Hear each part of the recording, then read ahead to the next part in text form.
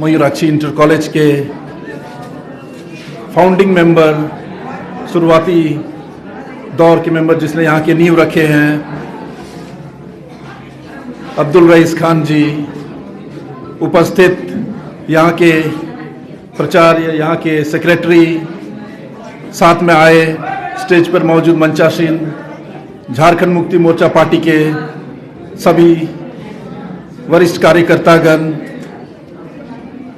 उपस्थित teaching non teaching staff, उपस्थित छात्र छात्राएं, मीडिया बंधु, सबको मेरा झारखंडी जोहार।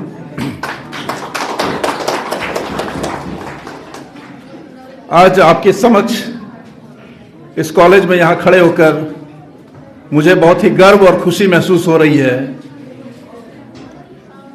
जिस तरीके से रईस खान जी ने बताया इस कॉलेज का हिस्ट्री, कैसे 85 में बना,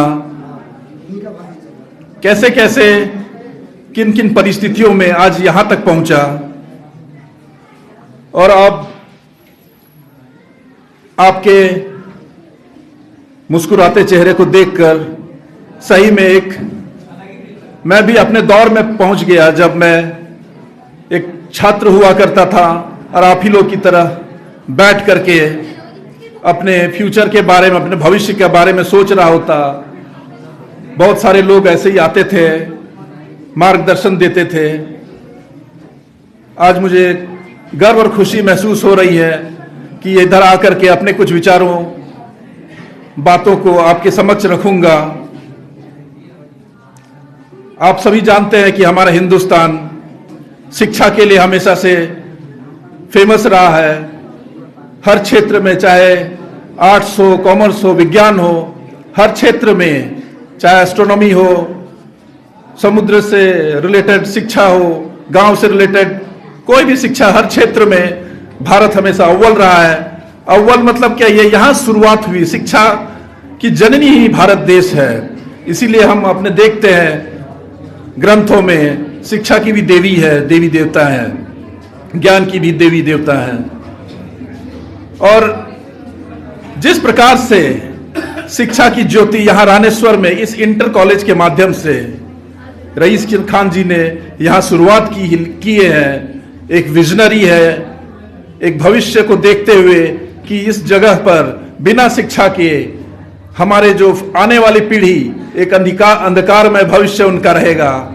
उस समय में 1985 को याद कीजिए, जब साधन नहीं हुआ करता था। आज हमारे पास मोबाइल है, टीवी है, हर चीज है। उस समय जब कोई टेलीकम्युनिकेशन का साधन नहीं हुआ करता था, रोड के लिए आने जाने का दिक्कत हुआ करता था, उस समय में शिक्षा का ज्योति जलाए थे। ये सही मायने में एक शिक्षाविद है, एक विजनरी है। और मेरे ख्याल से सभी एक बार हम लोग मिलकर ताली बजाएंगे इनके लिए।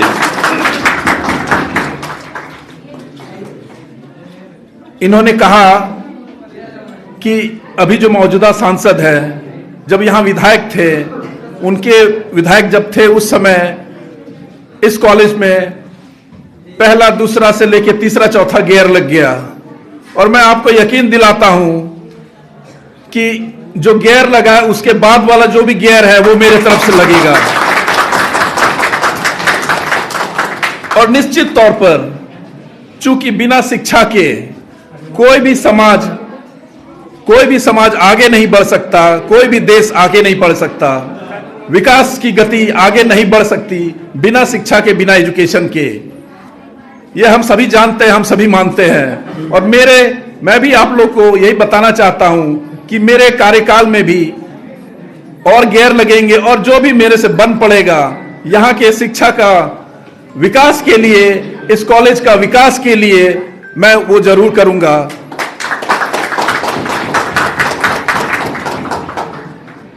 इन्होंने कहा, रईस खान जी ने कहा कि आप एक MBA हैं, आपको मैनेजमेंट बहुत अच्छी तरीके से आता है।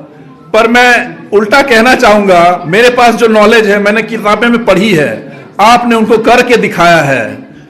इतने बड़े ये कॉलेज को स्क्रैच से लेके आज तक पहुंचाया है, और यहां से इतने विद्यार्थी हैं, इतने सारे स्टाफ है, टीचिंग नॉन टीचिंग, इसको मैनेज करना, यही सही मायने में एक मैनेजमेंट है जो हम सभी को यहाँ पे जितने आए हैं, खास करके यहाँ के छात्र छात्राओं को इनसे सीखने की जरूरत है कि हम अपने जीवन को या अपना करियर को कैसे मैनेज कर सके और एक अच्छे दिशा में ले जा सके। आप लोग के यहाँ जितने उपस्थित छात्र छात्राएं हैं, आपके समझ भी आपको आपके भविष्य को लेकर के बहुत सारे आपके मन में ख्याल आता होगा, या बहुत सारी ऐसे ऐसे चीजें हैं जो आपको लगता होगा हम कौन सा सब्जेक्ट ले, क्या ले। तो आपको यही बताना चाहूंगा, मेरी कुछ बातें आप लोगों के लिए कि उस पर भी अपने आप पर विश्वास कीजिए। आप जो भी कर रहे हैं उस पर विश्वास कीजिए। आप जागरूक रहिए। ऐसे नहीं कि हम पढ़ रहे हैं तो बस पढ़ ही जा रहे हैं बुकिश नॉलेज। आप जागरूक रहिए और कोशिश कीजिए कि जो भी नॉलेज आपको मिल रहा है अभी या बाद में भी, वो नॉलेज आप समाज को कैसे दे सकते हैं। क्योंकि बिना कोई भी जानकारी, कोई भी नॉलेज, कोई भी ज्ञान बिना समाज में बांटे उसका कोई महत्व नहीं रहता, उसका कोई इंपॉर्टेंस नहीं रहता। इसीलिए और साथ में सबके पास एक टैलेंट होता है, आपके पास भी हो सकता है आपको पता नहीं है, लेकिन वो टैलेंट जो भी है जब पता चले उसको निखारने की कोशिश कीजिए और चुनौतियों से मत भागिए, चुनौतियों का सामना कीजिए और अपने आप पर विश्वास करके आगे बढ़िए और निसंदेह आप सक्सेस रहेंगे, अपने जीवन में सक्सेस रहेंगे, अपने करियर में सक्सेस रहेंगे। और मैं ज्यादा ना कुछ कहते हुए सबको शुभकामनाएं देता हूं और अपनी वाणी को यहीं समाप्त करता हूं। सबको जोहार, धन्यवाद।